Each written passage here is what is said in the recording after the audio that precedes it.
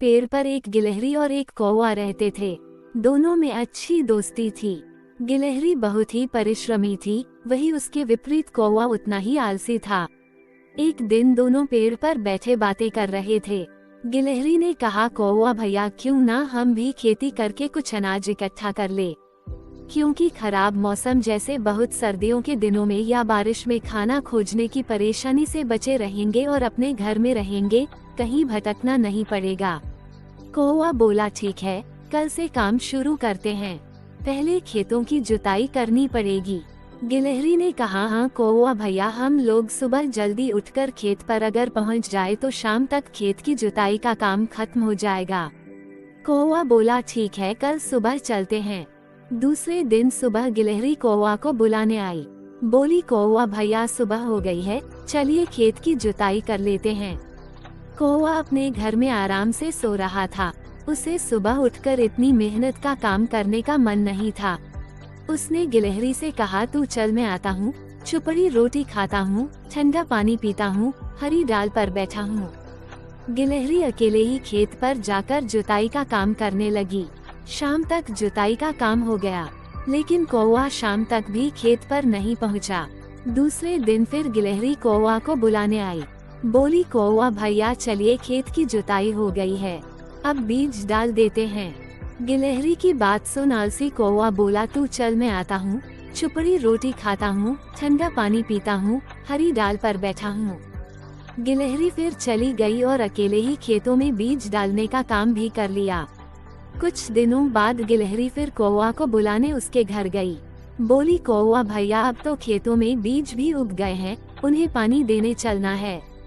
फिर आलसी कौवा बोला, तू चल, मैं आता हूँ, चुपड़ी रोटी खाता हूँ, ठंडा पानी पीता हूँ, हरी डाल पर बैठा हूँ। गिलहरी बेचारी फिर अकेले चली गई खेतों में पानी देने। कौवा इस बार भी खेतों पर नहीं गया काम करने के लिए।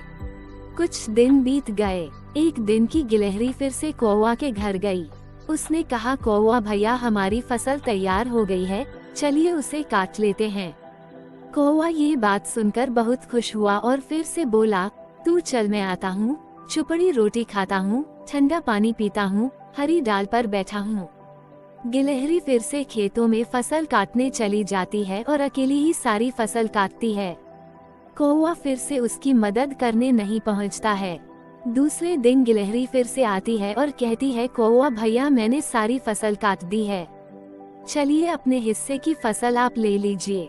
कौवा फिर वही बोलता है। गिलहरी खेत में जाकर अपने हिस्से की फसल अपने घर ले आती है और उसे ठीक से रख लेती है, क्योंकि बारिश का मौसम शुरू होने वाला होता है। और दूसरे दिन कौवा के घर जाकर बता देती है कि कौवा भैया, मैंने अपने हिस्से की आधी फसल अपने घर ले गई हूँ, आपके हिस्से की फसल खेत में रख दी है। बारिश के दिन आने वाले हैं तो आप अपने हिस्से की फसल अपने घर ले आओ, नहीं तो बारिश में खराब हो जाएगी। इतना बोलकर गिलहरी चली गई। कौवा रोज सोचता कि कल ले आऊंगा, लेकिन उसका कल होता ही नहीं। वो अपने आलस की वजह से फसल लेने नहीं गया। एक रात बड़े जोर का आंधी तूफान के साथ बारिश हुई और कौवा की सारी फसल उस आंधी तूफान में उड़ गई। बारिश कई दिनों तक लगातार होती रही। अब कौवे के पास खाने को कुछ नहीं था और उसका भूख से बड़ा बुरा हाल हो गया। वो रोते हुए गिलहरी के पास गया।